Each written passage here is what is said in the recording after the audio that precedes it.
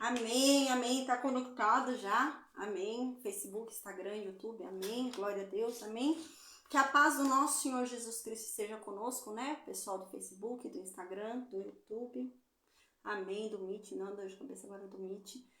Luciene, Francisco, Isabelle, Maria, Silvana, amém. Né? O pessoal do grupo de WhatsApp, né? Que vai ouvir pelos áudios, amém. Glória a Deus. Amém, amém, amém. Em Jeremias 17, a gente vai ver agora um diálogo, tá? Mais um diálogo. A gente vai observar muito isso no livro de Jeremias, tá? No livro de Jeremias tem alguns diálogos ali, né? De Deus com Jeremias. E Jeremias, ele muda o tom da conversa sem avisar ninguém, tá? Então a gente tem que ter um cuidado quando a gente lê o livro de Jeremias, porque o livro de Jeremias, uma hora é Deus falando, uma hora é ele falando, e ele não avisa quando é ele que tá falando, tá? A gente descobre que é ele falando pelo tom. O tom muda, tá? Então, quando é Deus falando é um tom e quando é Jeremias falando é outro tom. Então, quando a gente lê o livro de Jeremias, a gente tem que ter esse cuidado, senão a gente vai achar que tudo é Deus falando, e não é, tá? Então, tem muito sobre esse diálogo, onde uma parte Deus fala, outra parte Jeremias fala, Deus fala, Jeremias fala. E ele não explica pra gente, não. Então, ele fala, aí eu falei, tá? Então, às vezes ele faz, mas muitas vezes não. Então ele não avisa a gente que é ele falando. A gente que tem que perceber porque o tom muda, tá bom? E o capítulo 17 é um desses capítulos, onde a gente tem que perceber pela mudança do tom da conversa que é Jeremias falando, já não é mais Deus, tá? Então, mas eu vou avisar vocês quando isso acontecer. A gente lembra que em Jeremias 17 agora, a gente está ali entre o ano 609 a.C. e 606 a.C., tá? Então a gente está dentro desse período, gente, tá? Então, entre 609 a.C., que é quando Joaquim começa a reinar, né? Que é Eliaquim ali, que ele é colocado ali pelo faraó Neco, né? No lugar do irmão dele que foi levado preso. Então, desde 609 a.C., que é a data da morte de Josias, os 3 meses que Jeoacás reinou e foi levado prisioneiro, e então Joaquim começa a reinar, né, ali a mando de faraó Neco, até o ano 606 a.C. A gente está dentro desse período histórico, entre 609 e 606 a.C. Com certeza, a gente está situado nesse período histórico. Por quê? Porque o ano 605 a.C. acontece um grande evento na história, que é a queda da Assíria, tá? E o domínio do Egito. Então a Babilônia vence a Assíria e o Egito, e as nações que eram dominadas pela Assíria e pelo Egito passam a ser dominadas pela Babilônia, que é o que vai acontecer com Judá, tá? Então por isso que a gente está entre 609 a.C. e 606 a.C. A gente está nesse período histórico, tá bom? Dentro desse período histórico, até antes do domínio ali pela Babilônia, Jeremias, ele prega, o tom da pregação de Jeremias é um. Depois que há, né, a tomada ali pela Babilônia, o tom de Jeremias ele muda um pouco, tá bom? Então, até que a Babilônia venha dominar Judá, há chance de arrependimento. Ao que a gente observa a pregação de Jeremias é que, se vocês mudarem, se vocês se converterem, se vocês se arrependerem, né, vocês não vão ser entregues à Babilônia. Deus vai salvar vocês, Deus vai mudar a história de vocês. Se vocês mudarem, vocês têm que se arrepender verdadeiramente e mudar. Mas continua naquela coisa, a pregação é dada, a possibilidade de arrependimento é dada, possibilidade de perdão é dada, mas ao mesmo tempo é falado pra gente, Deus vem falando, esse povo não muda, o coração dele já tá doente demais, não tem jeito, né? Então ao mesmo tempo que se prega o arrependimento, Deus deixa claro que é impossível esse povo desse coração tão duro se arrepender. Mas Deus tenta, tá? Então Deus tenta mesmo sendo um povo tão duro. Dentro desse contexto, a gente lembra, né, que Jeremias vem pregando aqui dentro desse período 609, 606 a.C. Jeremias vem pregando porque o povo se desembestou, né? Depois que Josias morreu, o faraó Neco dominou o Judá, né? Então Judá agora é vassala, né, ali é um reino vassalo. A paz, Félix, amém, boa noite. É um reino vassalo do Egito, né? A gente lembra que o faraó Neco manda em Judá, tá? Então, dentro desse contexto onde o faraó manda no reino de Judá, aumentaram-se os impostos. Por quê? Porque agora Judá já não trabalha mais só para ela. Judá precisa pagar tributo. Porque ela é vassala, porque Judá não tem próprio domínio, ela é subjugada. Então ela precisa pagar tributo para o Egito. Então o negócio já começou a ficar ruim, porque o povo, além de pagar os tributos normais que eles pagam para o rei, além de pagar os tributos, os impostos normais que eles já pagavam ali em Judá, eles estão precisando pagar imposto a mais. Então eles estão tendo que sustentar o rei de Judá e ainda o faraó. Então o negócio começou a apertar financeiramente para esse povo. Além disso, Deus começou a castigar esse povo depois da morte de Josias. Então Deus começou a mandar ali uma grande seca, né? E diante dessa grande seca, dessa economia abalada por causa de um imposto maior que tem que ser pago, né? E pela terra não está produzindo o que deveria produzir porque há seca. Então o povo que nessa época dependia da agricultura, né? A agricultura era a roda da economia ali, né? Num ambiente tão antigo, né? 608 a.C., 600 e pouco antes de Cristo, a agricultura era muito importante, né? Então, dentro desse contexto, a agricultura começa a ser afetada por causa da falta de chuva, né? Então, a terra já não produz o que deveria produzir, se demora mais para a terra responder, né? A pessoa já não está conseguindo mais vender tão bem, né? O pouco trigo que rende às vezes não é tão bom, tá tendo que vender mais barato, né? A safra já não é das boas, então tem que vender a um preço mais baixo. E é dentro desse contexto que Judá se encontra agora.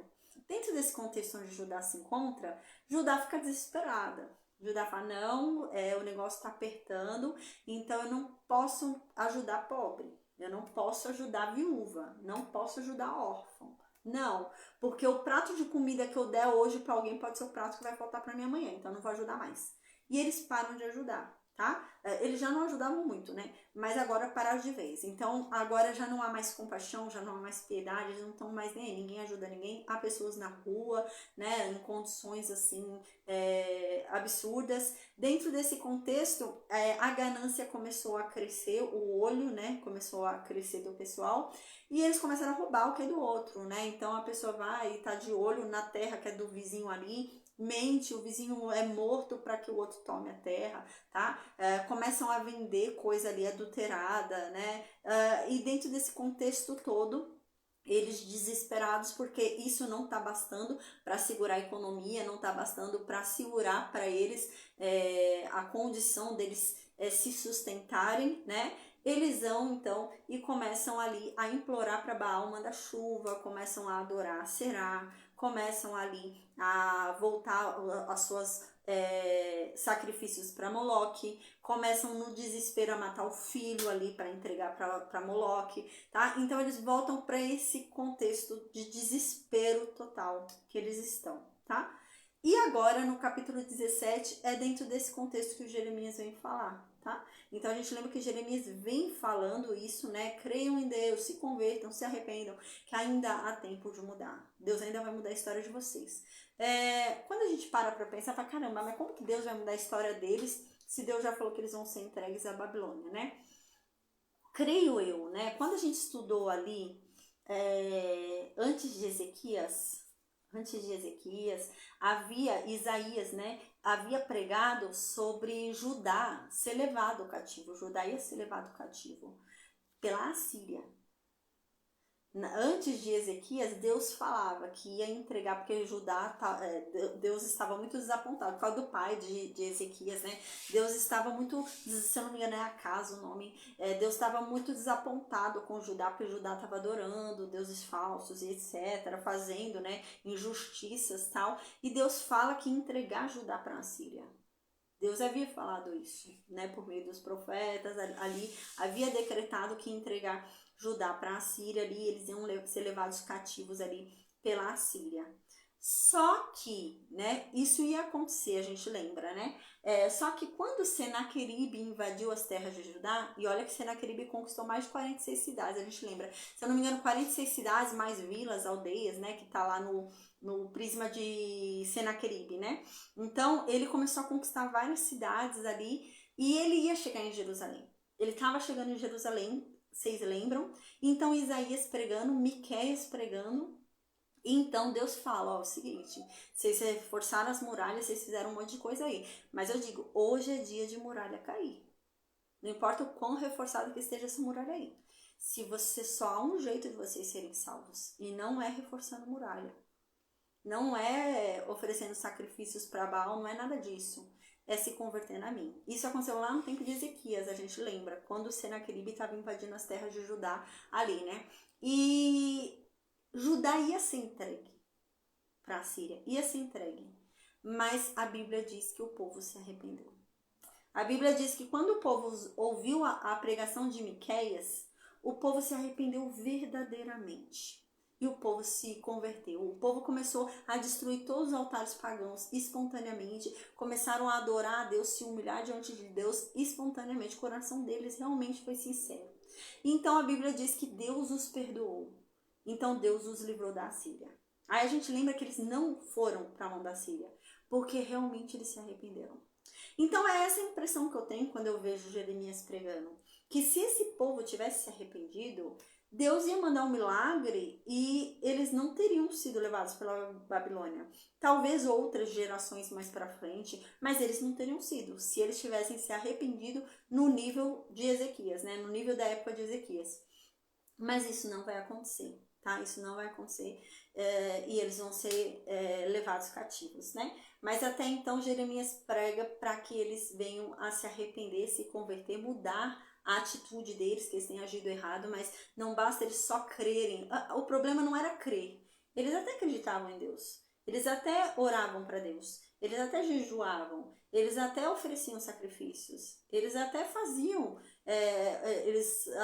ofertas, eles até entregavam dízimo. Esse não era o problema. O problema é que eles tinham que mudar as ações deles. Eles iam adorar Baal, eles iam orar também para Baal, eles eram injustos, eles eram sacanas, né? Sacaneavam ali uns aos outros, e eles não confiavam verdadeiramente em Deus. Né? Então eles queriam fazer um jeitinho deles ali para se garantir, porque Deus não era o suficiente. Então vou dar um jeitinho aqui também, tá? Então era esse o contexto. Aí em Jeremias 17 agora, começa um diálogo aqui entre Deus e Jeremias. E Deus fala para Jeremias. Deus fala a Jeremias o seguinte, esse povo não crê em mim. Esse povo não confia em mim, né? Era um povo que conhecia a Deus, mas agia como se ele não existisse, né? Então Deus fala, é o seguinte, Jeremias, esse povo não confia em mim. Não confia. Eles dizem que confiam em mim. Eles falam com a boca deles que confiam em mim. Mas as ações deles, a paz o assolua, mas as ações deles não é de alguém que confia em mim. Eles confiam em dinheiro, eles confiam em pessoas, confiam no poder, confiam em política, confiam em qualquer coisa, mas eles não confiam em mim, né? E Jeremias então vai pregar isso pro povo. Jeremias agora, né, tem essa conversa com Deus e Jeremias prega isso pro povo. Jeremias fala, gente, é o seguinte, vocês falam que vocês confiam em Deus, mas as ações de vocês estão contrárias a alguém que confia. Se vocês confiam verdadeiramente em Deus, vocês têm que agir como alguém que confia em Deus. Mas vocês dizem que confiam em Deus com seus lábios, mas as suas ações contradizem o que seus lábios dizem. Isso vai dar mal, porque Deus não está ligando para o que seus lábios dizem. Deus não está ligando para o que vocês dizem. Deus está ligando para o que vocês fazem. E as ações de vocês não mostram que vocês confiam nele. Vocês têm que mudar. E se vocês não mudarem, vai tudo ficar mal. Porque Deus promete ser por aqueles que confiam nele. Deus vai abençoar aqueles que confiam nele. Deus vai mandar chuva e vai fazer prosperar aquele que confia nele. Agora, aquele que não confia em Deus não vai prosperar, não vai melhorar, não vai ficar bom. E dentro desse contexto, no finalzinho, fala sobre o sábado, nesse capítulo. Por que fala do sábado, né? Do nada ele vai e mete o sábado ali, né? Por que Jeremias do nada, né? Na verdade Deus, né? Do nada mete ali o sábado no meio desse capítulo. Porque o sábado é uma reafirmação do que ele tá falando. Então Deus está dizendo assim, olha, vocês não confiam em mim. E o povo diz, não Senhor, a gente confia sim. Ele fala, vocês não confiam. É como se eles estivessem falando, Deus, é mentira. Né, chamando Deus de mentiroso. E Deus tá falando, vocês não confiam em mim. E eles falam, não, a gente confia sim. E Deus fala, a prova que vocês não confiam em mim é que vocês não estão guardando o sábado. Se vocês confiassem em mim, vocês não trabalhariam no sábado. Por não confiar em mim, vocês acham que precisam trabalhar no sábado, senão não vão ter dinheiro para comer. Se vocês confiassem verdadeiramente em mim, vocês guardariam o sábado e confiariam que eu proveria o sustento de vocês e nada faltaria. Mas vocês acham que não, que vai faltar. Então vocês trabalham no sábado. Então vocês não confiam em mim. Então o sábado entra aqui, parece que meio doido, né? No final do capítulo você fala do sábado. Não, mas o sábado é Deus dando prova. Deus está falando, tá bom, você quer que eu prove que vocês não confiam em mim? O sábado é uma prova de que vocês não confiam em mim. Vocês não confiam em mim. Vocês querem realmente confiar em mim? Então comece a guardar o sábado. Eu vou acreditar que vocês confiam em mim. Guarda o sábado. E eles não guardam. Tá? Então é sobre esse contexto agora que a gente vai entrar aqui no capítulo 17. Eu vou orar agora aqui e a gente começa então a estudar o capítulo 17. Amém. Deus, obrigada, Pai. Obrigada por mais um dia, Senhor. Amém. Deus, perdoa, Pai. Perdoa os nossos pecados, Senhor. Perdoa a nossa fraqueza, Deus. Nos perdoa, Pai, porque nós somos apenas pó, Senhor. Deus, nos perdoa, Pai. Não somos dignos de Ti, Pai. Nos perdoa, nos purifica, Senhor. Oh, meu Deus, que o Senhor venha purificar a minha boca, meu Deus, para falar a respeito de Ti, porque eu não sou digna, meu Deus, de pregar a Tua palavra. Mas o Senhor é aquele que santifica, Deus. Então, que no nome de Jesus o Senhor me santifique para que eu possa pregar ao Teu respeito, para que eu possa passar adiante tudo aquilo que o Senhor tem me ensinado, Deus, em nome de Jesus. Amém.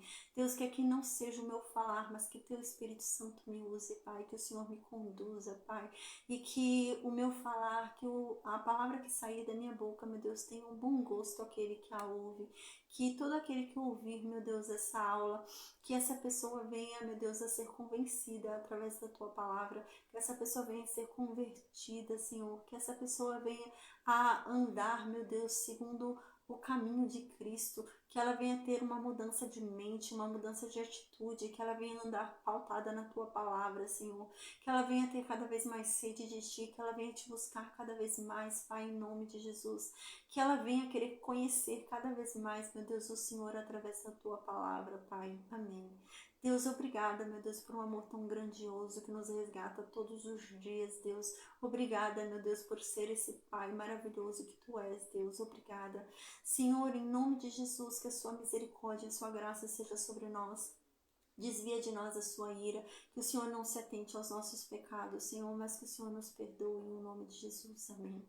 Que a Sua benignidade nos sigam todos os dias das nossas vidas, Senhor. Que o Senhor nos livre de todo mal, em nome de Jesus. Amém. Amém. Glória a Deus. Amém. No versículo 1 diz assim, do capítulo 17. O Senhor Deus disse. Então agora no diálogo quem vai começar a falar é Deus, tá? Daqui a pouco Jeremias fala, mas quem tá falando agora é Deus. Então Deus diz assim para Jeremias.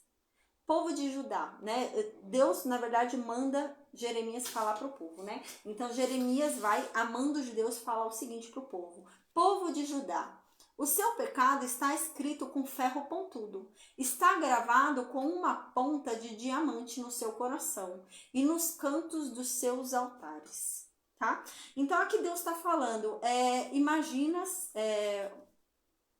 uma pedra, né?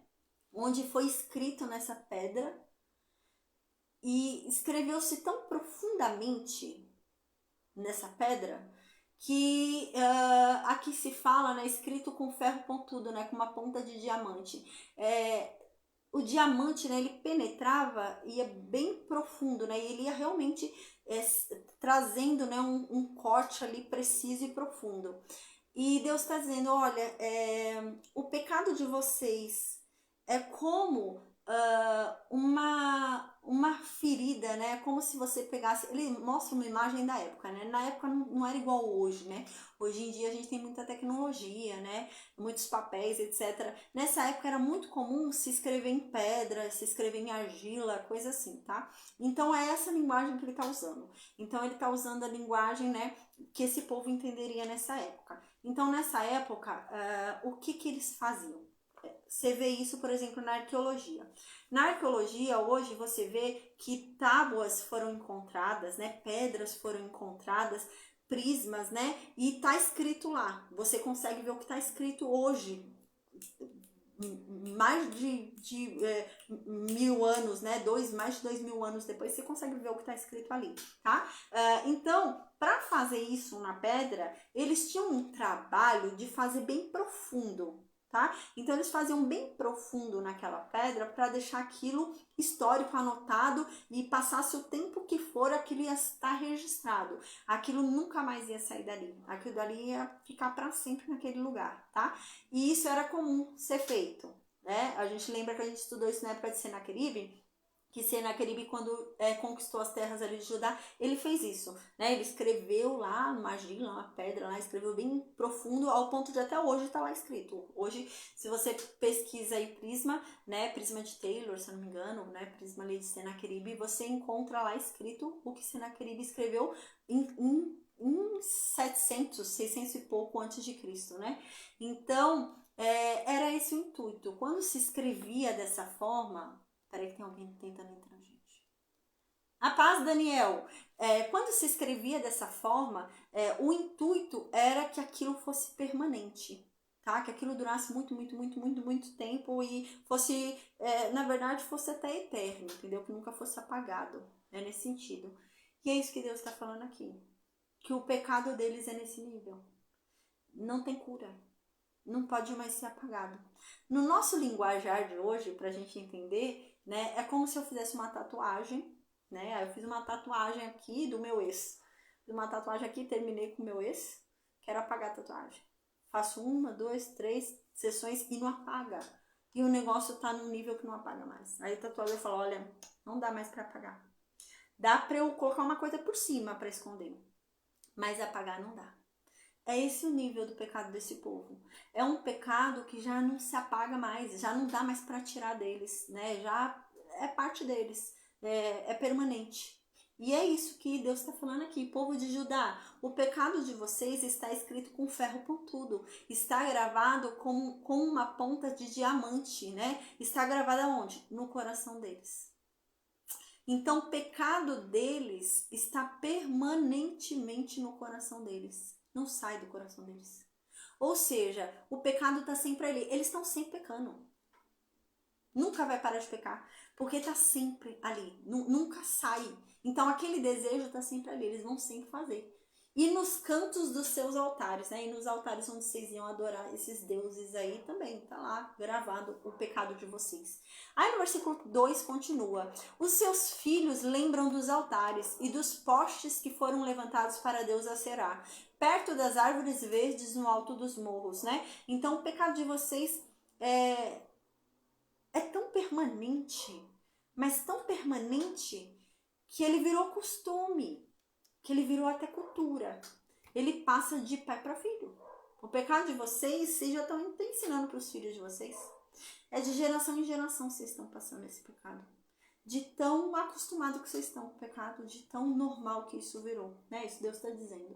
Aí então no versículo 3, Deus continua dizendo isso. Deus diz assim: e nas montanhas que estão no interior do país, ali também, né? Seus filhos estão vendo, seus filhos estão crescendo, aprendendo isso. Farei com que os inimigos de vocês levem vocês embora. Os inimigos de vocês vão levar todas as riquezas de vocês embora. Vão levar todos os tesouros de vocês embora.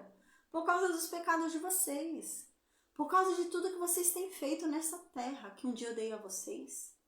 Ah, e no versículo 4 Deus continua a dizer. Gente, lembra que isso daqui Jeremias está pregando para o povo, tá? Jeremias é o profeta odiado, mas a gente vai ver que o negócio vai piorar, né? Ele já é um pouquinho odiado pelo povo, mas ele vai ser ainda mais, depois a gente vai ver, tá? Mas ele já tá num nível de rejeição aí grande, Jeremias. Aí então no versículo 4 Jeremias continua pregando pro povo. E Jeremias fala, né, que Deus mandou falar. olha, é o seguinte, vocês vão ter que sair dessa terra aqui. Gente, imagina Jeremias pregando isso pro povo, né? Por isso que ele era odiado, né? Mas era a mensagem que Deus estava mandando ele falar. Então ele fala, é por isso que vocês vão sair dessa terra aqui. Vocês vão sair de Jerusalém. Vocês vão sair de Judá. E eu vou fazer com que vocês sejam escravos dos inimigos de vocês. E Jeremias falando isso, para todo mundo ouvir, né? Vocês vão sair dessa terra e vão ser levados para uma terra onde vocês vão ser feitos escravos. E a terra para onde vocês vão é uma terra que vocês não conhecem, vocês não vão nem saber falar a língua de lá. Vai ser outra língua que vai ser falada naquele lugar. E Deus diz isso porque a ira dele é muito grande. Ele está muito irado. A ira de Deus é como um fogo que se queima para sempre. Ele está doido com vocês. Então no versículo 5, Deus continua dizendo. O Senhor Deus diz, né? Jeremias pregando ainda o que Deus falou. Então diz assim, eu amaldiçoarei aquele que se afasta de mim. Aquele que fica confiando nos outros. Aquele que confia na força de fracos seres humanos. Eles confiavam muito em alianças, né? Então eles ficavam confiando muito nas alianças que eles tinham. E assim, eles achavam que nunca ia acontecer nada. Gente, Jeremias já estava pregando uns 20 anos aqui. Imagina, Jeremias pregando há 20 anos que eles vão ser levados escravos. Jeremias pregando há 20 anos que eles vão sair daquela terra. Jeremias pregando há 20 anos. Aí agora eles são subjugados, né? O Egito manda neles, mas eles não são escravos. Eles pagam tributo, mas não são escravos do Egito, né? Então eles pensam, o que de pior podia acontecer já aconteceu. O que mais vai acontecer? A Babilônia não vai dominar o Egito. Né? O Egito é forte e a gente está de boa com o Egito, tá tranquilo com o Egito, né? Então eles pensavam assim, tá tudo de boa, tá tudo tranquilo, a gente confia no Egito, a gente confia, né? Vai ficar tudo bem. E é isso que Deus está falando, vocês, em vez de confiar em mim, no que eu digo, vocês preferem confiar em humanos, vocês preferem confiar no faraó, vocês preferem confiar em alianças humanas. Então no versículo 6, Deus diz, ele é como uma planta do deserto, essa pessoa. Né? Então essa pessoa que prefere confiar em homens do que confiar em Deus é como uma planta. É como uma planta que nasce no deserto. Ela até cresce. Ela cresce em uma terra seca. Ela cresce num chão salgado, um lugar que não é normal uma planta crescer. Mas ela não vai durar. Ela não vai durar ali porque ela não tem raiz. Ela não vai ficar muito tempo, né? Como uma rosa, uma flor delicada no deserto, não vai durar. E assim é o homem que confia em outro homem. Em vez de confiar em Deus, decide confiar em outro homem. Nada de bom vai proceder a ele. Nada de bom vai acontecer para ele, né? E Deus falando isso através de Jeremias. Vocês estão confiando em outros homens. Confiem em Deus, senão nada de bom vai acontecer a vocês. Então, no versículo 7, Deus fala através de Jeremias ali para todo o povo de Judá. Mas Deus abençoa quem confia nele. Aquele que tem fé em Deus, Deus abençoa. Essa pessoa que tem fé em Deus, essa pessoa que crê em Deus e obedece, ela é como uma árvore que foi plantada perto de uma água. E as raízes dela foram tão bem nutridas que as raízes dela se espalharam pelo rio inteiro. E quando vem aquele calor intenso, a árvore não morre, porque ela tem de onde puxar a água ali. Então, quando vem aquele calor intenso, ela não tem medo, porque ela sabe que ela não vai morrer. Ela sabe que ela não vai perder nenhuma folha. Ela não fica com medo do verão intenso. Quando chove, ela também não fica preocupada, porque ela sabe que, haja o que houver, ela continuará dando frutos. E é isso que Deus está falando. Deus está falando, olha, quem não confia em Deus, quem decide confiar nos homens, é como uma planta que nasce no deserto. Então, no primeiro vento, já era, morreu. Na primeira tribulação, cai, porque não tem fé. Não tem sustentação. Mas aquele que crê em Deus, aquele que confia em Deus, pode vir o vento forte, ele não vai ter medo. Pode vir o sol escaldante, ele não vai temer. Pode vir a chuva forte, ele não vai se preocupar. Porque ele sabe que tudo vai ficar bem. E o povo estava preocupado, lembra? O povo estava desesperado, porque o povo estava preocupado com amanhã. O povo estava preocupado, então começou a roubar, começou a guardar, não ajudava mais o pobre, o oprimido, não fazia mais nada, né? Pelo contrário, né? E no desespero total começaram a adorar Baal, etc. E é isso que Deus está falando, aquele que confia em Deus não se preocupa com nada. Haja o que houver, pode acontecer, pode cair o mundo ao redor dele, ele está tranquilo, porque ele sabe que tudo vai ficar bem. Aí então no versículo 9, Deus fala: quem pode entender o coração humano? Não há nada que engane tanto como ele. Ele está doente demais para ser curado. Que triste. Aqui, né, eu vou ler o versículo 10 para depois falar de uma vez só. O 9 e o 10 eles se complementam. No 10, Deus diz assim: eu, o Senhor, examino os pensamentos. Sou eu quem põe à prova os corações. Eu trato cada pessoa conforme a maneira que ela vive. E eu trato cada um segundo o que ela faz. O que Deus está querendo dizer aqui, né? A gente lembra que era Jeremias pregando para o povo. Aí Deus está querendo dizer o quê? Quem é que pode entender o coração do homem? Só Deus pode entender o coração do homem. E Deus diz, e eu sei que o coração do homem é enganoso. O coração do homem só engana ele. E o que está acontecendo aqui? O povo está sendo guiado pelos seus próprios corações, né? E é isso que Deus está falando. Em vez de vocês serem guiados por mim, pela minha lei, pelos meus profetas, vocês estão sendo guiados pelos próprios corações de vocês. Então, o que vocês julgam certo, vocês fazem. E não vão buscar na minha lei se é o certo. O que vocês julgam ser o correto, o que me agrada, vocês fazem. Mas não vão lá ler na minha lei se realmente aquilo me agrada. Então vocês agem segundo o coração de vocês. Mas o coração é enganoso. Então no finalzinho Deus disse, está doente demais para ser curado. Que coração é esse que está doente demais para ser curado que Deus está falando? O do povo. Deus está falando, o coração do povo de Judá está doente demais para ser curado. O coração de vocês não tem mais cura.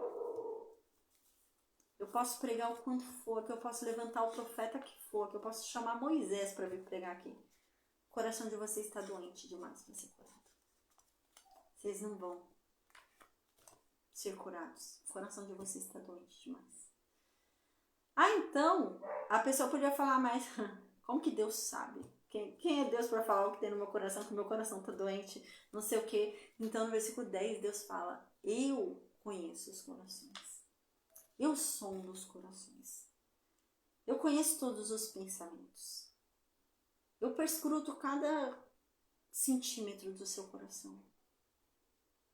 E eu falo do que eu tenho conhecimento. Então o coração de vocês está doente demais. E é doença de não ter mais cura. Né? É isso que Deus está falando. Eu conheço, eu sei do que eu estou falando. O coração de vocês está doente demais. E aqui então Deus fala, cuidado. Porque eu trato as pessoas segundo o que elas merecem. Segundo a forma delas viverem é que eu as trato. Segundo o que elas agem é que eu as trato. Vocês acham que eu vou abençoar vocês? Vocês acham que eu vou tratar vocês bem e deixar vocês continuarem na minha terra? Vocês fazendo o que estão fazendo comigo? Deus fala, não. Eu vou tratar vocês segundo as ações de vocês. Segundo as ações ruins de vocês. Segundo os pecados de vocês. É assim que eu vou tratar vocês.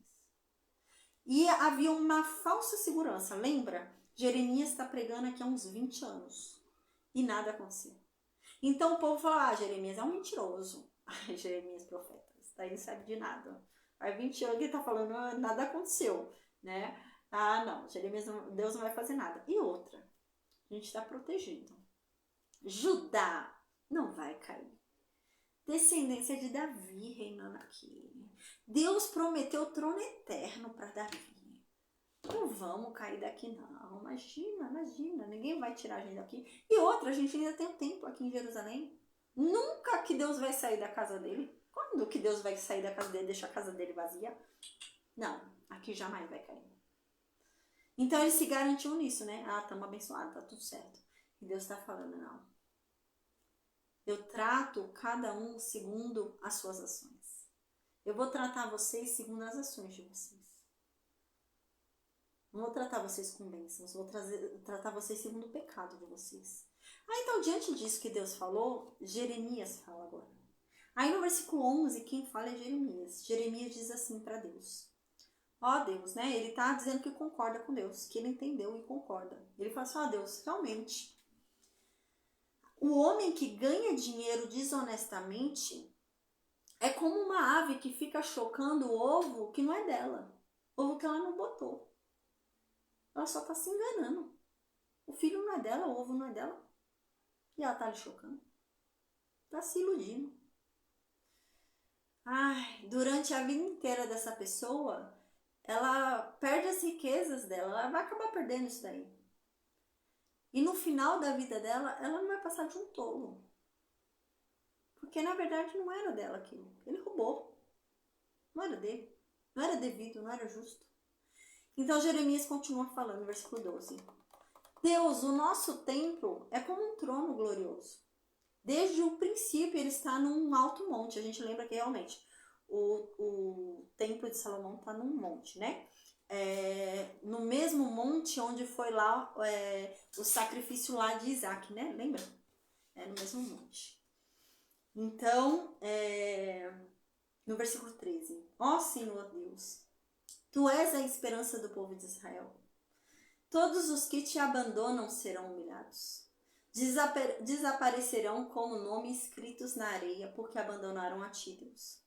O Senhor é a fonte da água fresca. Uau! Né? Então aqui ele reconhece, fala, Senhor, a esperança de Israel é só o Senhor. Eu não ponho minha esperança em Baal. A minha esperança está em ti, Deus. Eu confio em ti, Senhor. E aqueles que não confiam em ti, aqueles que te abandonaram, que o Senhor os humilhe mesmo, que o Senhor se castigue eles mesmo, que o nome deles desapareça da face da terra como uma onda vem e leva uma coisa que foi escrito na areia, que assim seja. Porque o Senhor é a fonte de água fresca, né? O Senhor que podia nos trazer vida e nos saciar. Então no versículo 4, Jeremias começa uma oração. Jeremias diz assim, ó Senhor, me cura e eu ficarei curado. Salva-me e serei salvo, pois eu canto louvores a ti. O que está acontecendo agora? Vai ser do versículo 14 até acho que o versículo 17. Jeremias, ele estava sendo difamado. Jeremias, o povo caçoava de Jeremias como profeta mentiroso. Então, Jeremias passava e Jeremias era tirado. As pessoas ficavam tirando uma da cara de Jeremias. Então Jeremias estava sofrendo uma grande ferida do ego, uma grande ferida emocional, entende? Ele estava sendo muito humilhado, tá? Não era uma doença física que Jeremias tinha, era uma doença emocional. Jeremias estava ali com a alma ferida, porque o povo estava tirando uma da cara dele, porque faz 20 anos que ele prega e nada acontece. E é isso que Jeremias começa a orar agora, pedindo para Deus curá-lo, tá? Então ele fala, Senhor, me cura. Se o Senhor me curar, eu vou ficar curado, né? Tira de mim essa dor, essa angústia das pessoas estarem me tratando dessa forma, né? Me salva, né? De tudo isso que eles têm planejado aí de me matar, tudo me salva e eu ficarei salvo, eu sei que sim. Porque eu canto louvores a ti. Aí no versículo 15 ele explica, ele diz assim, os outros ficam falando por aí, né? Pra mim, eles chegam pra mim e falam, ai, Jeremias, onde é que estão as ameaças que Deus fez pra gente? Você viu? O povo ficava tirando uma na cara de Jeremias. Como faz 20 anos que Jeremias está pregando, o povo fica falando, e aí, Jeremias, cadê? 20 anos, hein, Jeremias? Nada aconteceu, hein, Jeremias? O povo fica tirando uma da cara de Jeremias. E é isso que Jeremias está falando aqui. Então, Jeremias fala agora algo meio duro. Jeremias fala assim, Deus, as pessoas chegam até mim e falam, e aí, Jeremias? Cadê as ameaças que você falou, hein? Não aconteceram não, hein? Aí Jeremias vai e ora a Deus e fala, Senhor, que agora elas aconteçam, então. Que o Senhor venha e cumpra o que o Senhor disse. Para eu não ser tido como mentiroso. Que o Senhor venha e realize. Aí no versículo 16, Jeremias diz, mas Senhor, eu nunca pedi que fizesses a desgraça cair sobre eles. nem pedi que passassem por tempos difíceis. Ó Deus, tu sabes disso. Tu sabes o que eu disse. Jeremias fala, mas Deus, não é que eu tô desejando mal para ninguém, não. O Senhor sabe que isso daí não foi ideia minha, foi ideia tua. O Senhor que falou que ia matar todo mundo. O Senhor que falou que ia mandar todo mundo levado lá prisioneiro. Então, eu nunca desejei isso para eles. O Senhor sabe. Foi o Senhor que falou. E eu só falei o que o Senhor falou. Não era coisa da minha cabeça. Então, Deus, que o Senhor cumpra agora.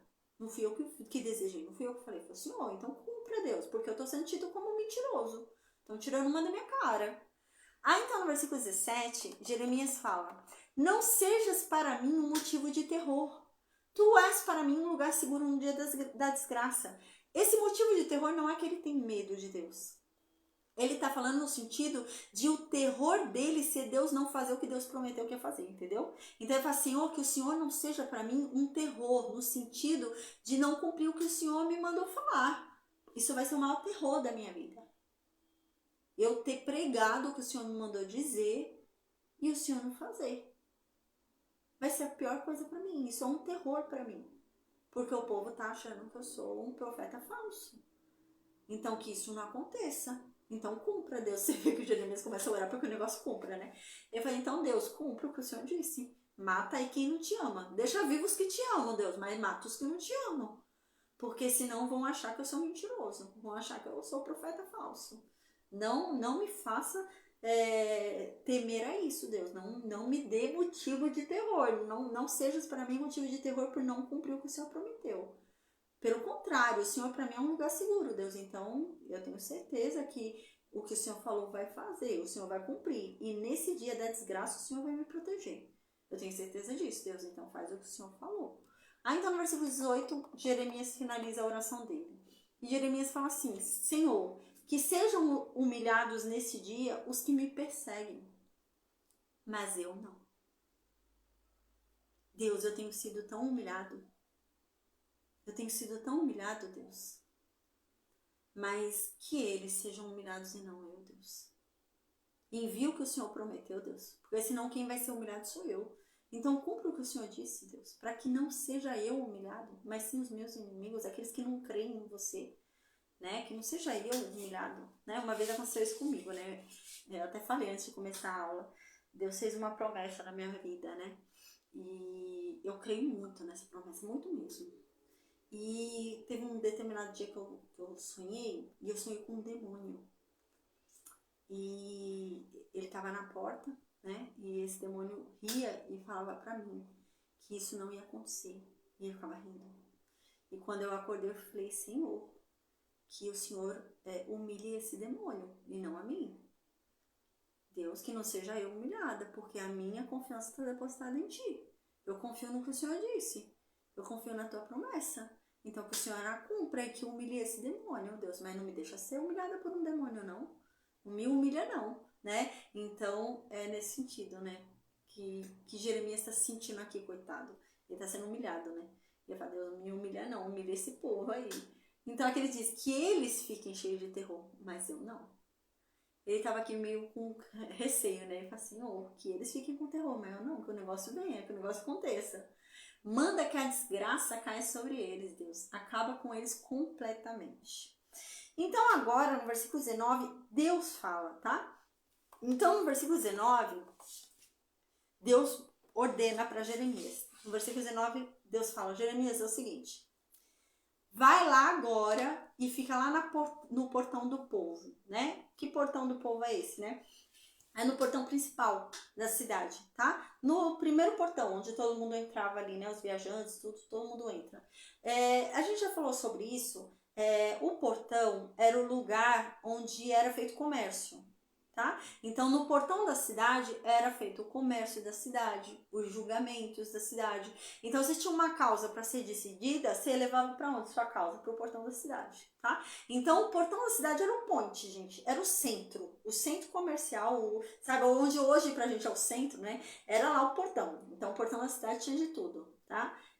E Deus está mandando Jeremias ir lá no portão da cidade. E depois ir nos outros portões, porque como a cidade era muito grande, tinha vários portões. Só que havia um que era o principal, tá?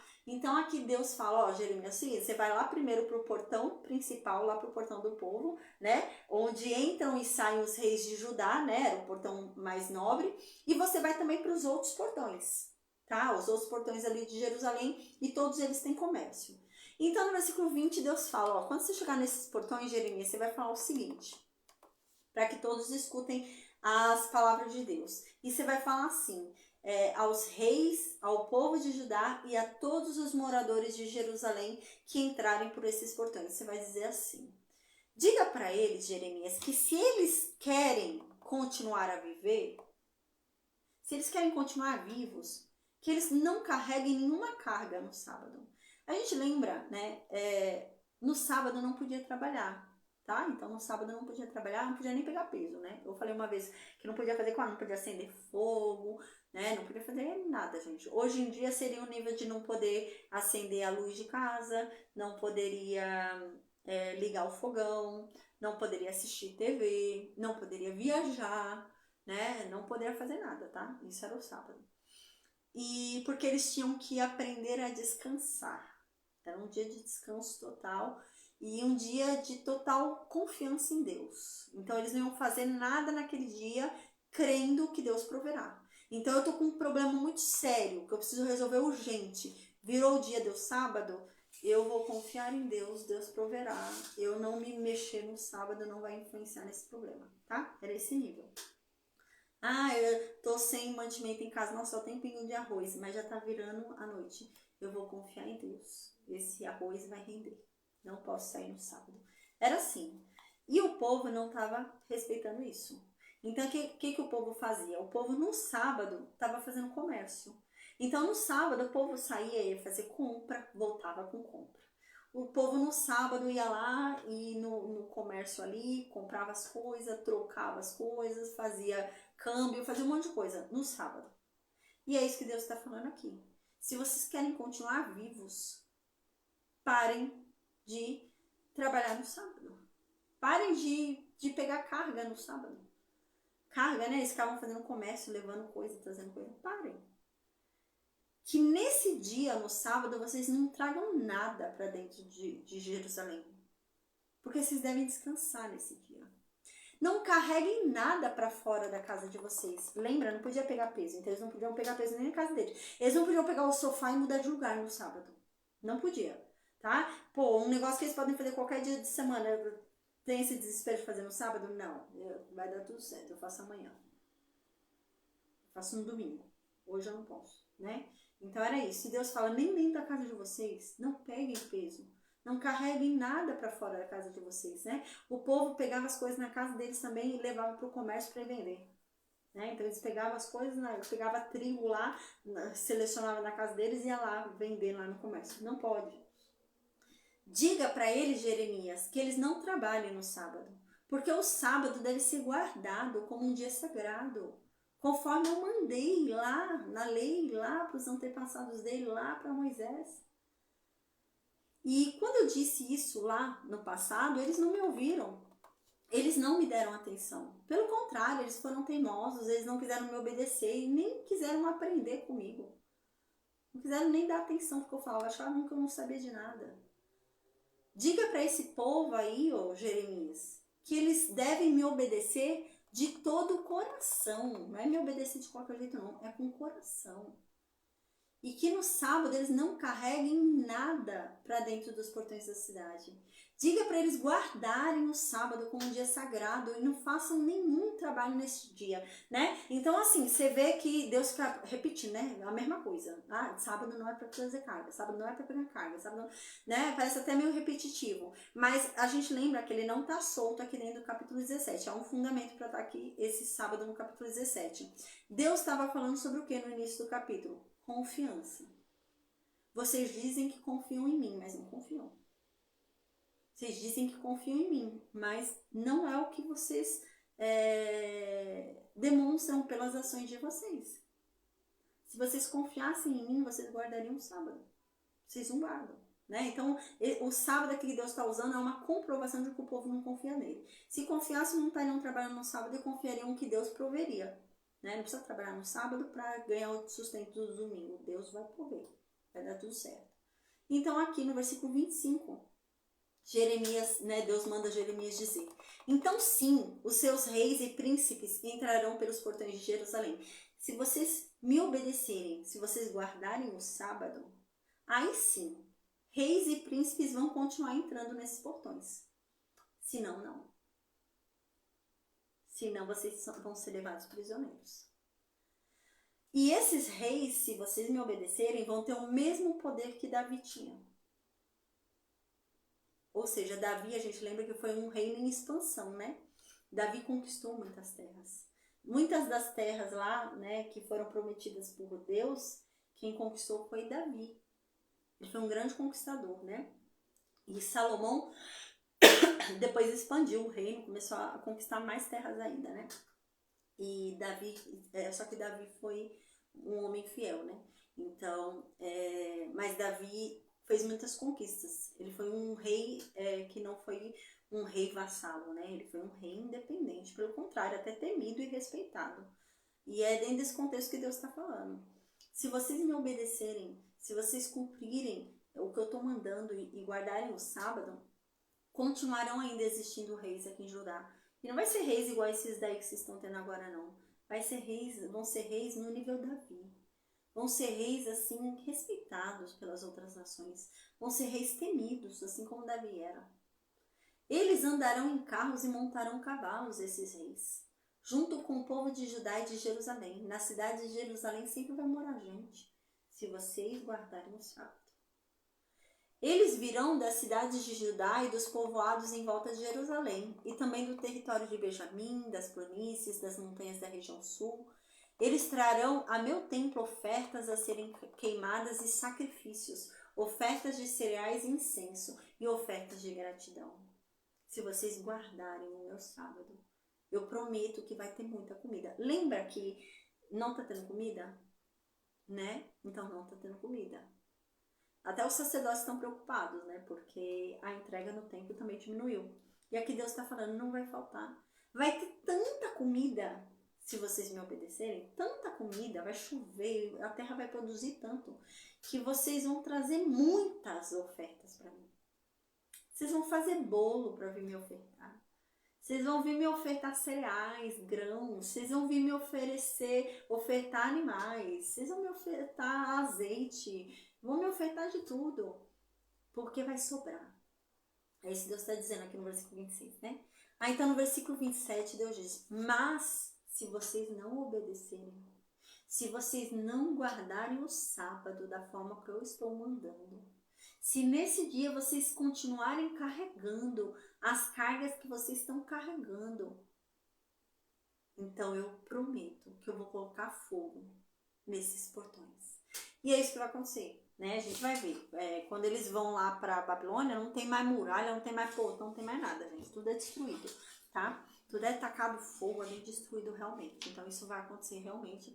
E o portão também vai ser quebrado ali, vai ser tacado fogo e tudo mais, tá bom?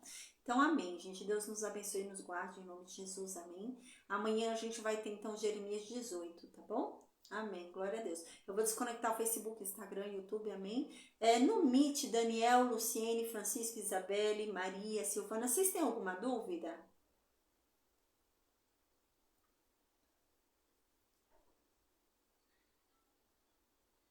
Amém, Francisco. Deus abençoe, viu? Bom descanso, Francisco. E até quinta-feira, com a graça de Deus. Amém. A Isabelle.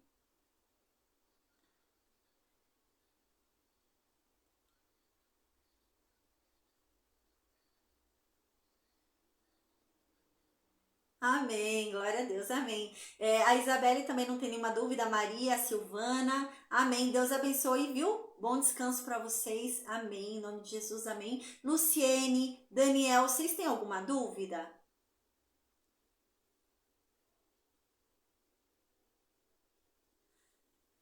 Deixa eu ver o que a Luciene escreveu. A Luciene escreveu alguma coisa aqui. Bruna, tem uma igreja adventista que não se trabalha no sábado. Então, a igreja adventista, né, ela alega que precisa ter o cumprimento do sábado, senão você não é salvo, né? Então você tem que continuar esse cumprimento da lei, onde você tem que guardar o sábado, né? Isso é a igreja adventista. Só que assim, a gente falou já uma vez em uma aula, porque assim, o sábado, o Novo Testamento, ele diz que o Antigo Testamento apontava para o Novo Testamento, que é uma sombra das coisas que virão, né? Paulo mesmo diz, né, que as festas, os dias da semana, né, eles são sombra das coisas que viriam. Então, o sábado, ele aponta para Cristo, o descanso em Cristo, aprender a descansar, a confiar, né, em Deus, que Deus proverá, né, mas, porque assim, não tem lógica a gente pegar só um dia da semana pra gente exercer nossa confiança em Deus, né, então eu vou pegar só o sábado para eu confiar em Deus, ao ponto, né, dele prover para mim só o sábado. Eu tenho que fazer isso todos os dias, né? Não só o sábado. Só que era um ensinamento. Deus vai ensinando esse povo, né, de uma forma muito didática, né, de uma forma, né, como se fosse crianças, né? Ele vai ensinando dessa forma. E o sábado, ele estava ensinando o povo a confiar nele. Tanto que você vê que o povo estava totalmente rebelde. O povo aqui não confiava em Deus, estava confiando em alianças humanas, estava fazendo um monte de coisa. Como é que Deus disciplina o seu povo a voltar a confiar nele? Usando o sábado. Deus só fala do sábado nesse capítulo.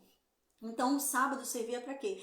Para que seu povo aprendesse a confiar nele, né? Então, assim, se eu tenho uma coisa que eu preciso fazer urgente no sábado, porque existem contratempos que acontecem no sábado, né? E eu não vou fazer no sábado, né? Imagina, eu esqueci, nossa, pior que eu acender a luz em casa, eu esqueci de acender, não posso acender no sábado. Então, eu tenho que descansar. Eu não posso ficar afoita com isso. Eu descanso, tá tudo bem, tá tudo certo. Eu vou descansar em Deus, tá tudo bem, esse dia é pro meu Deus, então eu confio nele, tá tudo certo, né? Então Deus estava ensinando, né? Ensinando a submissão, a não fazer a minha vontade, né? Minha vontade era acender a luz, mas não vou fazer, né? Eu vou me submeter à vontade de Deus. Então era um ensinamento ali o sábado, né? A submissão, não fazer o que eu quero, não fazer o que eu gosto, né?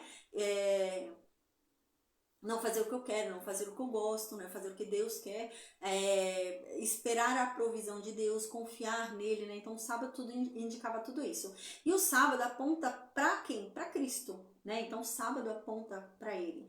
Tanto que no Novo Testamento, lá em Apocalipse, Jesus diz ser o Senhor do sábado. Jesus fala isso. Ele é o Senhor do sábado. Então, se ele é o Senhor do sábado, então o sábado é quem? Se refere a quem? A ele, né? Então, o sábado, na verdade, se faz em Cristo, no descanso que a gente encontra nele, né? No confiar nele, no descansar nele, em tudo isso. Um outro ponto muito importante que eu considero é assim, se a gente for parar para pensar que precisa cumprir o sábado. Para eu ser salvo eu preciso cumprir o sábado. Por quê? Porque o sábado estava lá nos 10 mandamentos. E os 10 mandamentos estão onde? Na aliança da lei. Porque os 10 mandamentos estão na aliança da lei. Os 10 mandamentos foi dado para a aliança da lei. Ele é a base da aliança da lei. E a aliança da lei, ela se completa, ela se faz... amém, Paulino? Ela se faz em 630 e poucos leis. Então, a aliança da lei não são só os 10 mandamentos. A aliança da lei são mais de 630 leis. É muito extensa a aliança da lei, né? É a aliança de como você deve vender, comprar, casar, né? O que fazer quando der algum problema dentro de casa. São ordens, quando você lê toda a aliança da lei, são ordens para se viver em sociedade. Então, a aliança da lei ensinava aquele povo a viver em sociedade, a decidir como sociedade o que é justo, o que é injusto, segundo um povo que é santo, segundo um povo que é de Deus, né? Então Deus deu a lei para reger aquela sociedade, que é a aliança da lei, que regeria eles, né?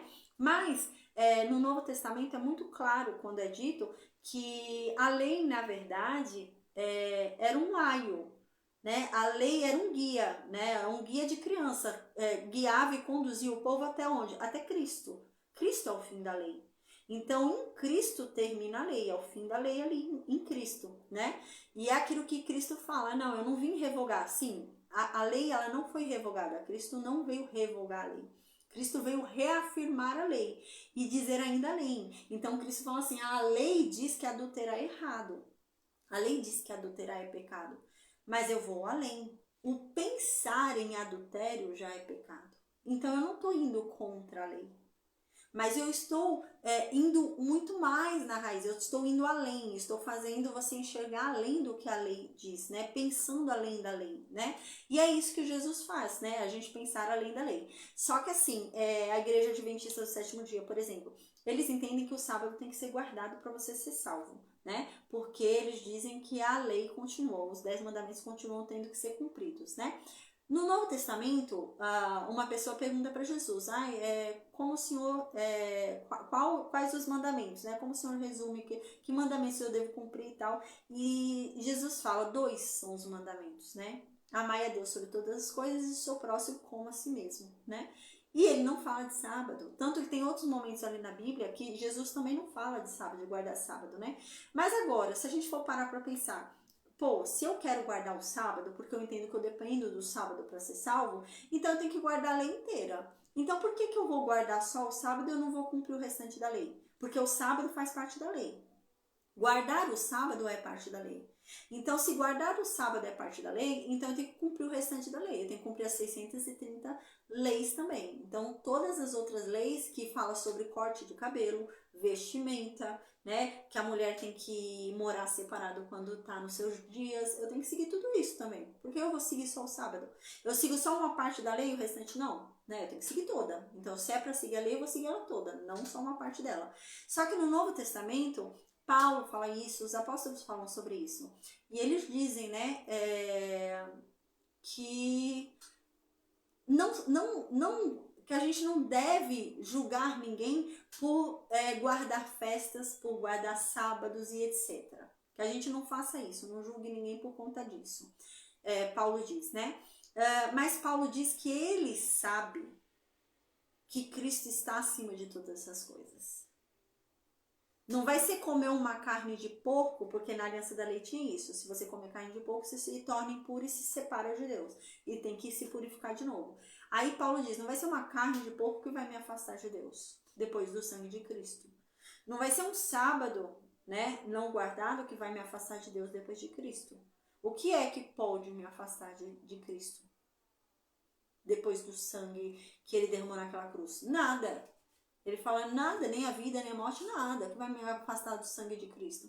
Só que ele diz, mas a gente tem que ter cuidado, né, pra gente não julgar o próximo.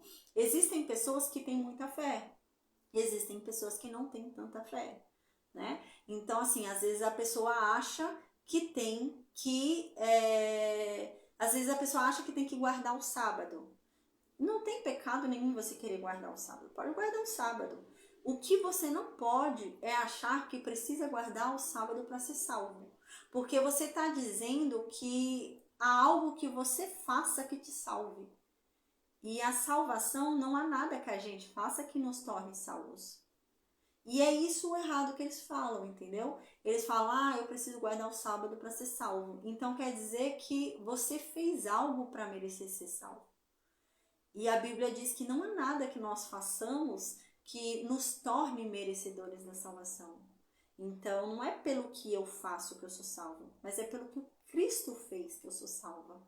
Né? E essa é a questão. Não tem problema de guardar festa. É isso que o Paulo fala no Novo Testamento. Paulo fala, não tem problema de guardar festa. Se o irmão quer guardar, quer continuar cumprindo Pentecostes, quer continuar cumprindo Lua Nova, quer continuar cumprindo o Tabernáculo, todas as festas, não tem problema. Amém, ele que cumpra. Né? Se o irmão quer continuar guardando o sábado, tá bom, ele que cumpra, não tem problema. Se ele acha que precisa cumprir, tá bom. Mas ele não pode julgar o que não cumpre. É isso que Paulo diz. Ele não pode falar também sobre o que não cumpre. Porque todas essas coisas são passadas. E eu sei que em Cristo, né, não há nada que me separe de Cristo. Não vai ser um sábado não guardado que vai anular o que Cristo fez por mim naquela cruz. Não vai ser, né, eu comer uma carne de porco que vai anular o que Cristo fez naquela cruz. Não vai ser eu encostar num morto que vai anular o que Cristo fez naquela cruz, né? E o próprio Cristo, né, a gente lembra que andou no sábado, e a maior parte dos milagres que Cristo fez foi no sábado. Tanto que o povo ficava indignado, falava, como assim ele vem, vamos matar ele, porque ele está trabalhando no sábado. A maior parte dos milagres que Cristo fez foi no sábado. E isso apontava o quê? Para o descanso. Qual é o descanso que Cristo quer de nós? A cura. Né? Cristo quer o maior descanso de todos. Ele libertou pessoas ali que estavam aprisionadas, né, há tanto tempo, e ele curava essas pessoas no sábado. Tem um momento ali também que ele está com os apóstolos, eles comem no sábado. Aí então o povo fala, mas como assim? Vocês estão comendo, é pecado, não sei o quê. E então Jesus fala, não, vocês estão equivocados. O sábado não foi criado por causa do homem. Não, o homem não foi criado por causa do sábado, mas foi o sábado que foi criado por causa do homem. E eu sou o dono do sábado. É isso que ele fala, eu sou o senhor do sábado. Eu sou o dono, eu sou o próprio sábado, né? E o próprio Senhor Jesus diz isso. Então o sábado aponta para Jesus. E tem mais outras também, tantas outras, né? Teve uma aula específica que eu dei sobre isso, sobre esse tema sábado. Aí eu trouxe muitos fundamentos da Bíblia, né? Agora eu tô falando alguns por cima assim, mas tem muitos fundamentos na Bíblia sobre isso que eu tô falando, né? Mas assim, a pessoa que quer guardar o sábado, guarda. O que ela não pode achar é que aquele que não guarda não vai ser salvo porque não guarda. Porque aí você está dizendo então que você é salvo pelas suas obras. E não há nada que eu faça que me salve. Eu sou salvo então porque eu guardo o sábado. E Cristo? O que Cristo fez na cruz? Não é o suficiente? Eu preciso fazer algo? Né? Então, tem essa questão. Né? Mas assim, se não falar, né, se não julgar aquele que não guarda, não tem problema. Mas a questão está em julgar aquele que guarda, aquele que não guarda, né? Não vai ser salvo se não fizer tal coisa, né? Não, não pode. Mas você quer guardar o sábado? Guarda, não tem problema guardar o sábado. Quer se abster de comer carne de porco? Não tem problema, né? Não comer carne de porco, não tem problema. Né? E Paulo ainda fala sobre isso, né? Paulo fala, porque assim, eles se encontram com alguns irmãos, alguns judeus que são um pouco mais, né, rígidos. E eles acham que tem que continuar cumprindo a lei. Então eles não comem carne de porco, eles continuam guardando as festas, eles continuam fazendo tudo isso, né? E então os apóstolos não ligavam mais. Os apóstolos comiam carne de porco, faziam as coisas normal. E quando esses irmãos sentavam com os apóstolos, eles se escandalizavam, porque os apóstolos não estavam cumprindo, né? E então Paulo fala, olha, é o seguinte, para que não se escandalizem e a gente acabe prejudicando a fé do irmão, a gente não ser tropeço na vida do irmão, então vamos evitar fazer isso na frente dos irmãos, para que eles não se escandalizem e seja a gente motivo de tropeço na vida deles.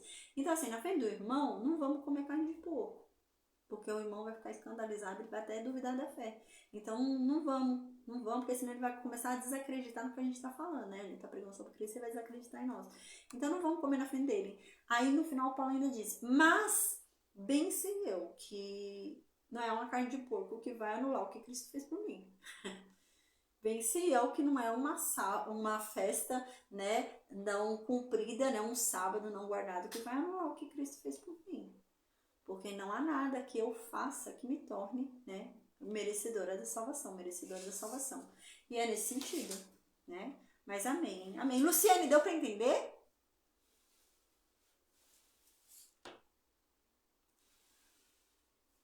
Luciene, deu para entender? Amém, amém. Você tem mais alguma dúvida?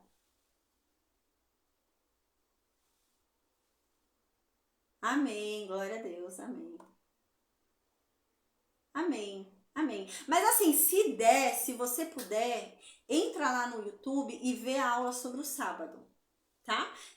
Porque aí lá eu explico um pouco mais, assim, e eu mostro os fundamentos bíblicos, entendeu? Porque senão eu falando aqui parece que é fonte da imaginação da Bruna, né? Mas não, tem fonte bíblica, tá? E na aula eu tô falando sobre isso com fonte bíblica. Então na aula eu falo qual é o capítulo, qual é o versículo, eu vou debatendo de acordo com o que tá na Bíblia, né? Ficar mais tranquilo para ler. Lá, imagina, eu tô feliz de saber que ele tá bem, amém. Lá tem uma aula que é o sábado na aliança da lei, o sábado na aliança da graça, alguma coisa assim. Foi uma das nossas primeiras aulas. Se eu não me engano, essa aula tá em Êxodo, Deuteronômio, entendeu? É bem antiga, é no tempo de Moisés essa aula, tá? Mas lá vai ter aliança, se eu não me engano, eu acho que é por esse período, mas você vai procurar assim, ai meu Deus, o sábado na Aliança da Lei e na Aliança da Graça. É uma coisa assim, eu confronto os dois, entendeu? O sábado que era na Aliança da Lei e o sábado na Aliança da Graça, o que significa, tá? E lá eu explico com fundamentos bíblicos, mas lendo aqui a Bíblia é melhor, tá? Eu tô explicando agora, mas é meio assim por cima, mas lá naquela aula eu explico melhor, tá bom? Então, amém, glória a Deus, viu? E eu tô feliz de saber que seu filho tá bem, viu? Glória a Deus, amém. Deus te abençoe, viu? Um bom descanso, amém? Amém, Deus te abençoe. Bom descanso. Até amanhã com a graça de Deus, viu? Amém. Amém, amém. Eu vou desconectar enquanto isso o Facebook e o Instagram, tá bom? Amém.